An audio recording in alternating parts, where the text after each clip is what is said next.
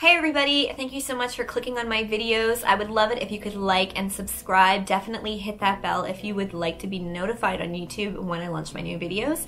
Please also check me out at patreon.com/Raina Mermaid. For as little as $2 a month, you can help contribute to making my videos and content better and get some awesome swag and discounts and early bird videos in return. I'd really appreciate it, and we're gonna have some giveaways. So today I want to talk about some of my different health things. I'm going to do a video on each because really they're quite complex and there's several of them going on. You may have seen I've had a lot of viral video coverage and viral media coverage that has talked about my different illnesses and mobility issues. So I have something called dyspraxia and I want to tell you a little bit about it. Everything just sort of goes back to the beginning when I was born premature. I was a very teeny tiny little baby. I was born very early. I spent I think the first almost year of my life in the hospital and in an incubator. And being born premature like that is linked to learning and developmental disabilities, and also there is a hereditary factor as well. So dyspraxia often goes in hand with ADHD, which I also happen to have. Yay! It can also go in hand with dyslexia and dyscalculia, like you get those different words go together, and other kind of disorders as well. So dyspraxia is a gross and fine motor disorder. The way that people's coordination develops and their ability to do fine motor and gross motor goes through different stages as they grow, and you're sort of born with like a base. And for people with dyspraxia, we're all over the place with that. It doesn't develop the way it's supposed to. So we can have a variety of problems that relate to our learning and how we process information. And the one that we struggle with the most is spatial. Spatial reasoning, spatial recognition, and coordination, mobility, balance, our gait, it's really all kind of whack. And my experience may be different from somebody else's. So for me, this is how it manifested. I fell down a lot as a child, very, very clumsy, like comically clumsy. For my youth, I was skin and bones. I had no muscle tone, couldn't have any muscle tone, very tired all the time, very uncoordinated. I could not do simple tasks like catching a ball. You know, my dad was a carpenter and he'd get me to try to like hammer things and I'd constantly miss the nail because the way that I'm seeing that information is not the way that you are seeing it. So I can't make that hand-eye coordination line up. People with dyspraxia often have trouble tying their shoes. So we know how to tie our shoes. We're taught how to tie our shoes. My dad actually taught me to tie my shoes making 2 loops instead of 1 because I could not learn the 1 loop style. So I did 2 bunny ears and I tied them in a knot after I tied my first knot. And that kind of worked, but they also kind of kept coming undone, so I would just put more and more knots in my shoes, and I'm still like that as an adult. My shoes are just a pile of knots, and sometimes Sean will just get frustrated and go and undo them all and tie them for me. So I actually tend to avoid buying shoes that need to be tied. I'll often just buy shoes that are already tied or they just got elastic in them. I don't go as far as Velcro, but I mean, maybe when I'm older, right? So there are a number of famous people who have dyspraxia. Daniel Radcliffe, aka Harry Potter, he also can't tie his shoes. Florence from Florence and the Machine, she also has dyspraxia. I find it really difficult to walk in heels. A lot of people do, but it's pretty much related to my dyspraxia, so I just very rarely walk in heels. People with dyspraxia often have trouble driving, and it's not that they're bad drivers or that they don't understand how to drive, it's that we don't see spatial awareness the same way that you do, and I can't even put it into words. It's just that it's like a sense that's not there. If I'm reaching for something, I don't understand how far or close it is from me, and I'll often overshoot or undershoot or miss it when I go for it. So think of driving like that. So I have been trying to get my license since I was 16 years old and I am now 33, so it has been a long time. I have taken lots and lots of courses, and the problem that I always tend to have is taking turns too wide or too narrow and not being able to judge the difference between myself and something next to me. My last driver's test, I actually had perfect marks except for taking 1 turn too close to parked cars. I didn't hit anything, but I was just too close. I don't know how it works in other places, but here, if the instructor has to touch your wheel to correct you, it's an automatic fail. So I actually didn't feel too bad about failing because I knew I wanted to be a good driver, and it was okay with me if I failed because I thought, well, at least I'll know exactly what I need to work on and I keep working on it. I don't want to be out there driving and causing accidents. That's like my biggest fear. I want to be good and comfortable and confident, which means that I just have to constantly work at this. In the UK, they have driving schools specifically for people with dyspraxia. So if I were to go there to get my license, I could actually have a whole program tailored around the issues that I face. But these instructors don't know how to deal with that because that's not something they're trained for here where they are there. So maybe, I don't know, maybe I should just fly to the UK, get a license there and make them carry it over here. I don't know. I mean, I'm still working on it. Sean takes me out driving. I find driving a very, very, very stressful experience because I know that I struggle with these things. I feel a responsibility and I don't want to cause any hurt or damage to anybody else. And because it's such a weakness to me, I feel like I'm doing people a favor by staying off the road. So my dyspraxia definitely impacted my ability to swim. I didn't learn to swim until I was 17 years old. And even then, all I really did was doggy paddle. I used floaties right up until I was 17. And then one summer, I just got so mad, I started throwing myself off of the dock, landing on a noodle and kicking my feet. And I would push the noodle out further and further. And so I'd start to doggy paddle because I knew I just had to go a little bit further until I got the noodle. When Sean and I went on our first date, that was the only type of swimming I knew how to do, and I totally drowned because we were swimming way out. I was talking my face off like I'm doing now, trying to impress him.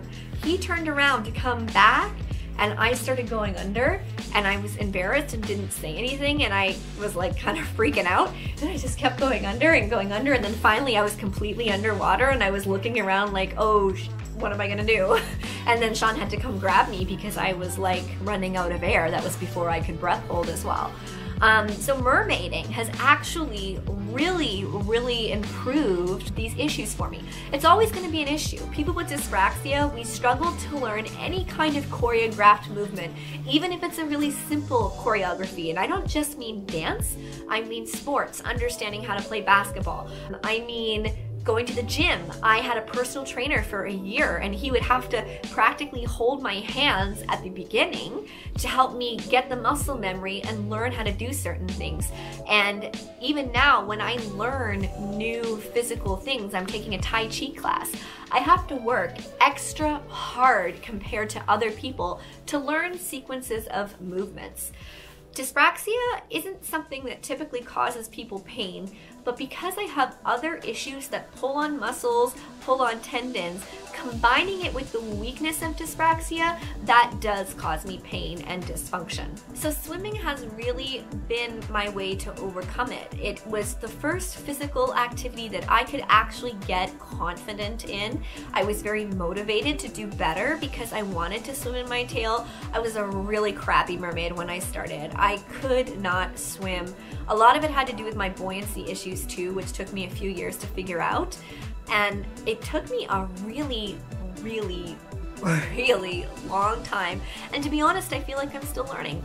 When I took my freediving courses, I learned so much about changing my technique up. And I don't think you need to be dyspraxic to benefit from something like that. So I guess part of the reason why I want to share this with you is just to let you know that when you look at me and you see my success, it didn't just happen.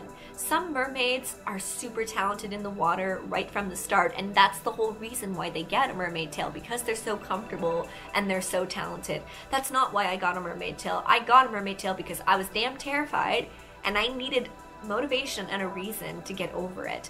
And now, you know, I work out, I do Tai Chi, I do yoga, I try to do things at home like stretching and balancing stuff. I suck at skating. I hate it. I suck at most sports. I hate them because I just don't enjoy myself. I have a hard time with fine motor. I find it really difficult to do my makeup. I have a really hard time writing. People with dyspraxia tend to have terrible handwriting.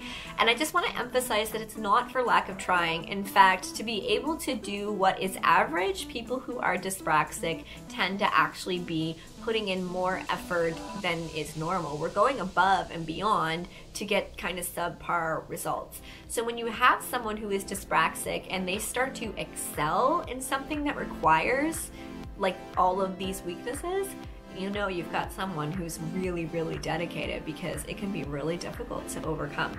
My dyspraxia definitely impacted my ability to play guitar over the years. You know how they say it's like riding a bike, you can always just get back on? No, not for me. If I learn to do an activity and then I stop it for a while, I basically have to learn to do it again. In fact, I don't like riding bikes because I fall over and I have no sense of how to turn.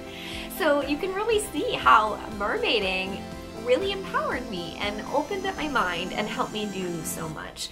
People are really embarrassed to talk about dyspraxia. It makes them feel like they're weak. We do tend to have trouble toning our muscles. I work really hard at the gym and it takes a really long time for me to get muscle tone. You'll see I lift a lot of weights and you can see a little bit of definition there, but you can see that like I still have this, and you can see kind of like these curves that I've got there. I can like move my arms, like I can hyperextend things in a weird way too. And that's a bit to do with dyspraxia.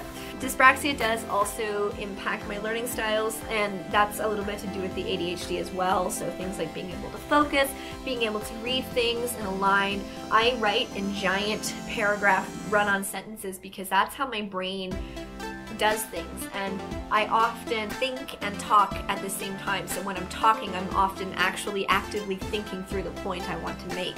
So I'm not thinking first and then responding, I'm doing them both at the same time.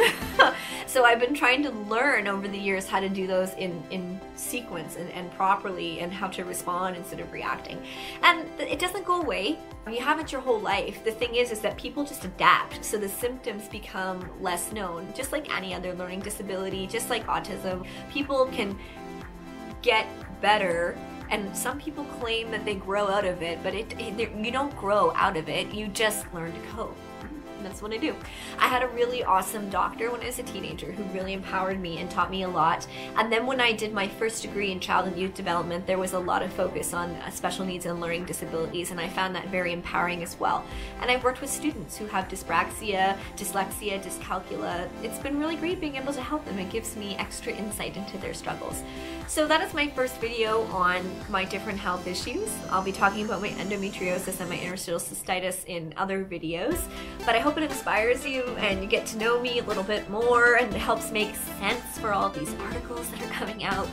And just know that you only get one life, so don't let things like this hold you back. We all have some kind of weakness, right? Turn your weakness into a strength. Vulnerability can be a strength. So thank you so much for giving this a listen. Please like and subscribe, hit that bell if you want to be notified.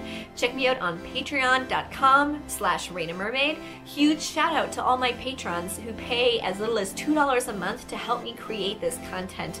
Because of my patrons, I've been able to upgrade my equipment. Sean has been learning how to do all these awesome things, and I'm hoping to get to a point where I make enough on Patreon that I can actually outsource my video editing to someone who's a bit more professional and knows more of what they're doing than I do, so that we can up the quality. So thank you so much. Best wishes.